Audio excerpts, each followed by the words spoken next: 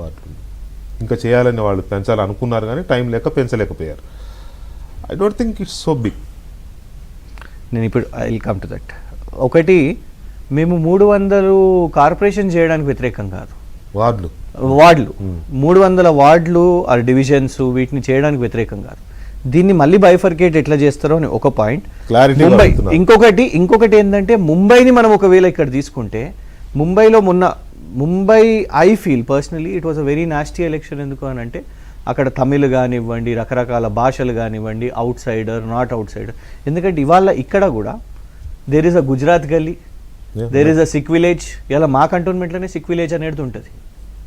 రకరకాల అంటే different communities, Kerala వాళ్ళు కానివ్వండి, మలయాళీస్, వీళ్ళందరూ ఒక్కొక్క డిఫరెంట్ పాకెట్స్ లో ఉన్నారు. సింధీ కాలనీ కూడా ఉన్నది. సో ఇవన్నీ ఉన్నాయి. మేము అడిగేది ఏంటంటే, ఒకటేమో ఇందులో క్లారిటీ. ఇక ఇదే సికింద్రాబాదు సనత్ నగర్తో పాటు కంటోన్మెంట్ ఉన్నది. కంటోన్మెంట్గా మా ప్రశ్న ఏంటంటే, ముఖ్యమంత్రి గారు విలీనమని అన్నారు. వారు ప్రధానంగా ఎప్పటి నుంచో విలీనం అని మాట్లాడుతున్నారు. కేంద్రం కూడా సానుకూలంగా ఉన్నది. సుమారు కొన్ని కంటోన్మెంట్స్ ని ఇప్పటి వరకు విలీనం కూడా చేసేసారు, కొన్ని ప్రక్రియలు అయిపోయినాయి. మరి ఇవాళ మీరు ఒకవైపు GHMC election what ever it is, దాని పేరేంటిదో ఇవాళ ఎవరికి తెలియదు. ఇవాళ ఏం గెజెట్ ప్రకారం అయితే జిహెచ్ఎంసీ 300 ఉన్నది. ఇవాళ మాది ఒకవేళ ఇది విలీనం కాకపోతే, ఈ ఎలక్షన్ అయిపోతే మళ్ళీ ఎన్ని సంవత్సరాలు మేము వేచి చూడాలి? కంటోన్మెంట్ కార్పొరేషన్ లో నంబర్ 1 అది సెంటర్ మీద ఆధారపడి ఉంటుంది కదా. ప్రెషర్ పెట్టండి సార్. నాకు తెలిసి ఈ ముఖ్యమంత్రి పెట్టినంత ప్రెషర్ ఎవరు పెట్టాల. అట్లేం లేదు. ముందు ముఖ్యమంత్రి గారు కూడా పెట్టారు. ఈ ముఖ్యమంత్రి గారు లాస్ట్ ఎన్నోసార్లు కలిసిర్రు. బరాబర్ కలుస్తాను ప్రధానమంత్రి గారు అన్నారు. సంతోషం, కలిసినప్పుడు మాట్లాడితే మంచిదే. ఇంకొకటి ఏమంటున్నామంటే, మాకు 2015 నుంచి ఇవాళ వరకు ఎలక్షన్స్ లో మేము కేంద్రాన్ని కూడా బ్లేమ్ చేస్తున్నాం. మేము ఇక్కడ మిమ్మల్ని బ్లేమ్ కాదు, ఒకటి మేము క్లారిఫికేషన్స్ అడుగుతున్నాం, ఇంకొకటి మేము సజెషన్స్ కూడా ఇస్తున్నాం. అయితే మీరు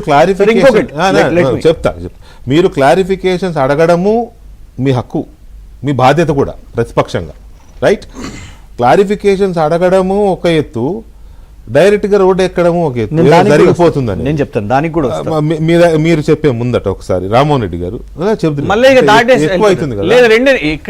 నేను ఇంకా విలీనం దగ్గరికి వచ్చిన ఒకటి ఇంకా చాలా మీరు హిస్టరీ బ్రిటిష్ దగ్గరికి వెళ్ళి వచ్చారు కాబట్టి నిమిషాలు నాది. ఇప్పుడు మాకు 2015లో ఎలక్షన్స్ అయితే 26 ఇవాళ మళ్ళా కంటోన్మెంట్ బోర్డు ఎలక్షన్స్ కాలేదు.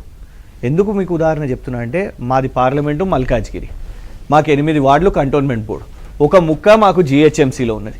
ఆల్రెడీ మాకు 3 ముక్కలాట అవుతుంది. మాకు ప్రజలుగా మాకు పోవాల్సింది మాకు సికింద్రాబాద్ మున్సిపల్ కార్పొరేషన్లో. ఎందుకు ఈ అనుమానం వచ్చింది వాళ్ళ రోడ్డుకి ఎక్కడానికి అని అంటే, కమిషనరేట్ల విషయం మీద మీకు చెప్తాను. నార్త్ జోన్ ఉన్నది, పోలీస్ లిమిట్స్.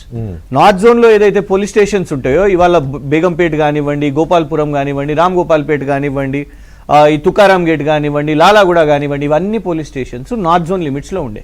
ఇప్పుడు మీరు ఏం చేసారు, దీన్ని మల్కాజ్గిరి పోలీస్ కమిషనరేట్ అనే దాంట్లో పెట్టారు. అక్కడ వాస్తవానికి కంటోన్మెంట్ బోర్డు ఎట్లుంటుంది అని అంటే, కంటోన్మెంట్ బోర్డు 2 అడుగులు బయటికి వేస్తే లెఫ్ట్ సైడ్ కి north zone police limits, right side కి సికింద్రాబాద్ కోర్ట్.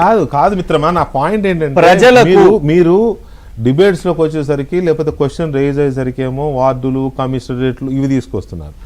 మీరు ఉద్యమం లాగా రోడ్డు మీదకి వెళ్ళినప్పుడేమో జిల్లాల పేరుతోటి సికింద్రాబాద్ నాశనం చేస్తున్నాడు రేవంత్ రెడ్డి అంటున్నారు. ఈ చాలా అసలు ఒక కంటోన్మెంట్ వాసిగా, రైట్, కంటోన్మెంట్ వాసిగా మీరు అక్కడ ఉన్న ఒక పొలిటీషియన్ అండ్ యంగ్స్టర్, ఆ లోకల్ వాసిగా మీరేమో ఇంత ఇది చెప్పారు, విచ్ ఈస్ లాజికల్. మీరు చెప్పింది కొంత ఆలోచింపదగ్గట్టుగానే ఉంది. కంటోన్మెంట్ ఇప్పుడు విలీనం అవ్వకపోతే మా పరిస్థితి ఏంటనేది మీ ఆవేదన కూడా ఉండవచ్చు దాంట్లో. కానీ ఇవాళ మీ పార్టీ కానీ లేకపోతే ఇంకొంతమంది లైక్ మైండెడ్ పీపుల్ కానీ ర్యాలీ చేశారు కదా, వాళ్ళు అనేది ఏంటి, ఈ పాయింట్స్ ఏం లేవు. ఒకటే పాయింట్ వస్తుంది, ఏంటి, జిల్లాల పేరుతో రేవంత్ రెడ్డి సికింద్రాబాద్ అస్తిత్వాన్ని దెబ్బ కొడుతున్నాడు, సికింద్రాబాద్ లేకుండా చేస్తున్నాడు, ప్రాణాలు అడ్డుపెట్టినా కాపాడుకుంటాం. రైట్, అస్తిత్వాన్ని కాపాడాలంటే ప్రాణం